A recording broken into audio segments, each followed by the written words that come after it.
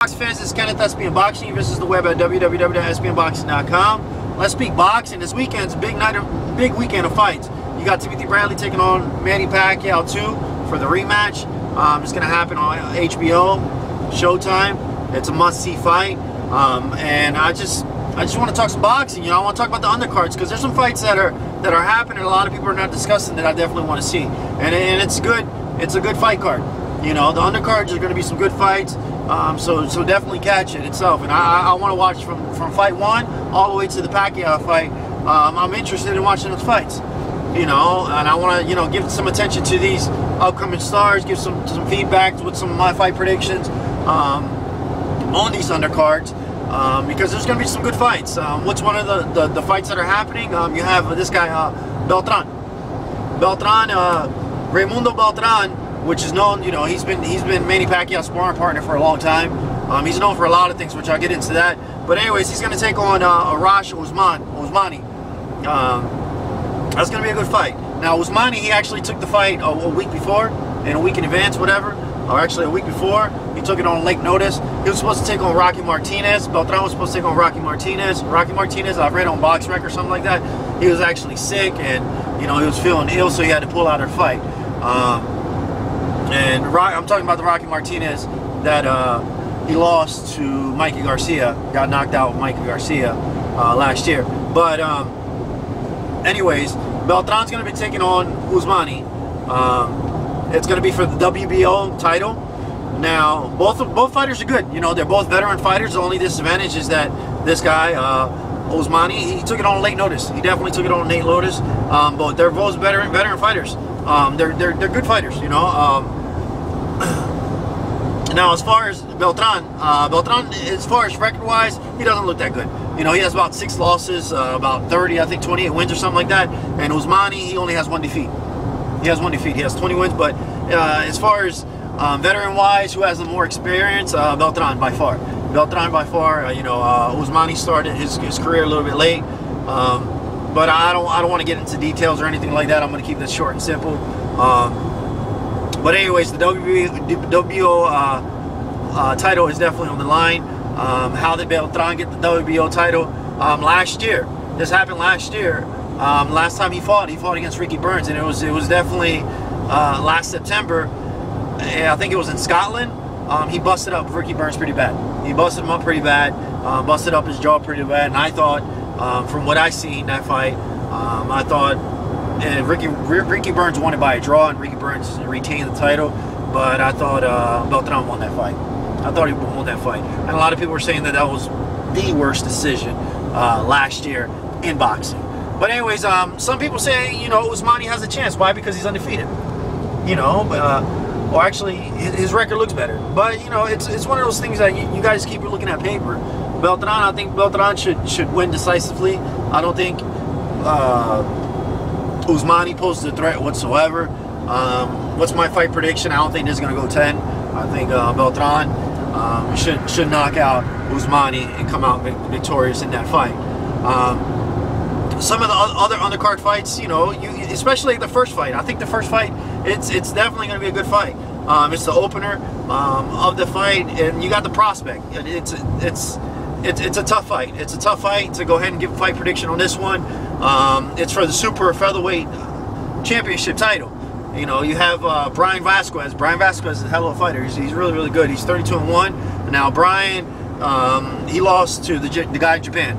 I don't know how to say his last name, but it's Takashi. He lost to Takashi in Japan. That's his only defeat. I think he has 32, 33 wins. But he's going to take on Jose Felix Jr. Now, Jose Felix Jr., he's undefeated. He's 26-0. He's undefeated.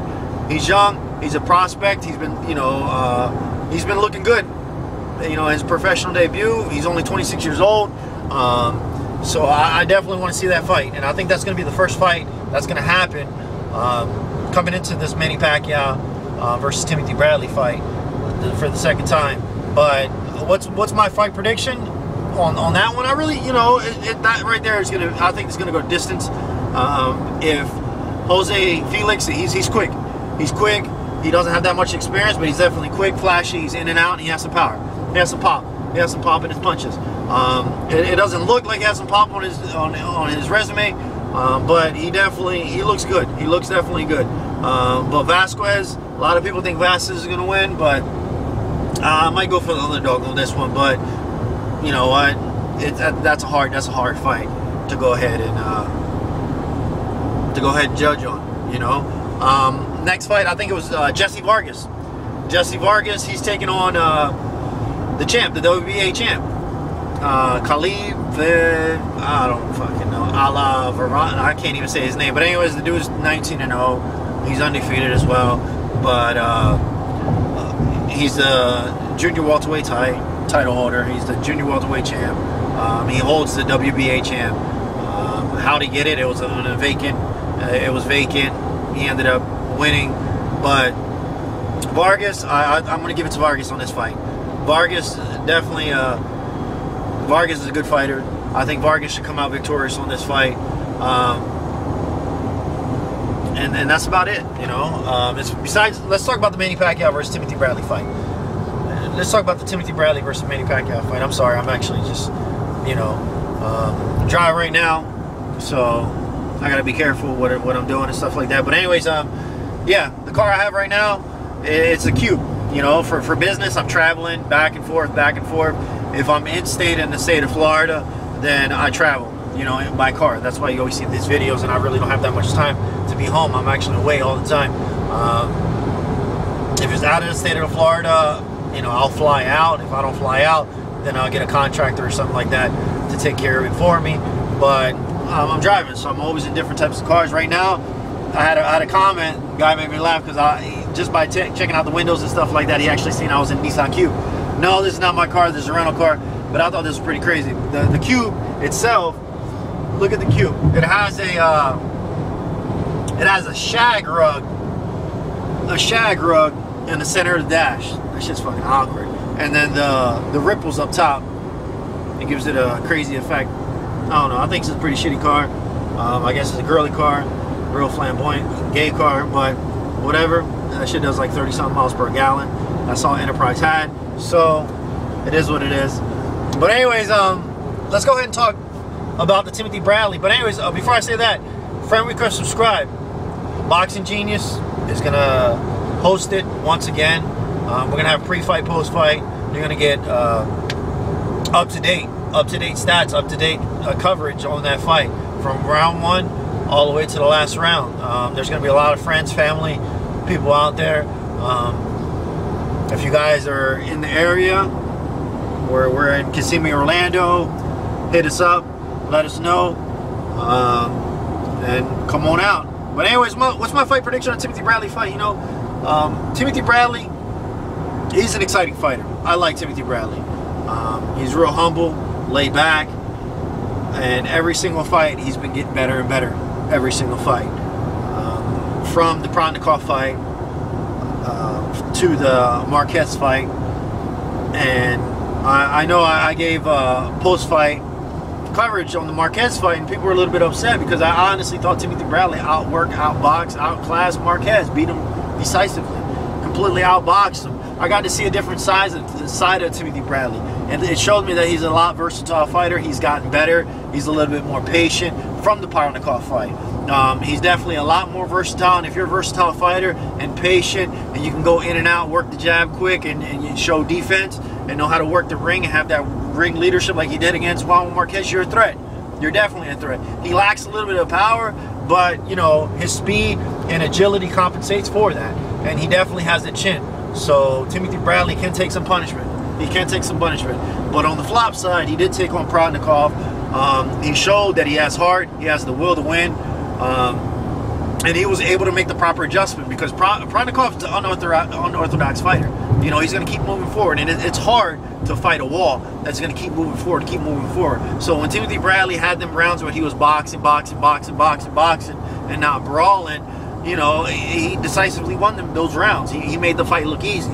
But there were some times where Provodnikov was able to catch him, and Bradley was able to exchange with him, and Provodnikov just so happened to won the better exchange, and you know, and that's when Bradley got into some problems. But psychologically, you know, because they say sports is psychological and shit like that. There's a lot of stuff besides the physical aspect of the game. There's a lot of stuff that were going on. You know, he had a lot to prove. So I understand that. You know, he wasn't in his game, but he did come out victorious in that fight. Coming into the Manny Pacquiao fight, you know, Manny Pacquiao itself, Manny Pacquiao had some psychological issues as well. Manny Pacquiao, we know he's fast, he's quick, he's explosive. But he did get knocked out by Juan Marquez. He got knocked out. And it doesn't matter what Pacquiao says, that's always in the back of his mind, even when the fight. He doesn't want to get hit and hit with that big shot. It took something from his, I don't know, it changed him a little bit. It changed him a little bit. But coming into the fight, I see the fight, the breakdown of the fight, they're going to test each other out. I think the first round, second round, third round, it's just going to be a chess match. That's it. You know, neither fighter, I think Bradley's going to have an approach that Marquez has. He's going to be more of a defensive fighter. He's going to try to counter Manny Pacquiao and draw Manny Pacquiao in and just counter. But Timothy Bradley needs to realize that he's going to have to mix it up like he did against Marquez. He's going to have to mix it up like he did against Provodnikov, because at the end of the day, Manny Pacquiao does have boxing ability. A lot of people see him for, I'm actually at the gas station right now, a lot of people see him to be a brawler. Manny Pacquiao can box. He can definitely box, Manny Pacquiao.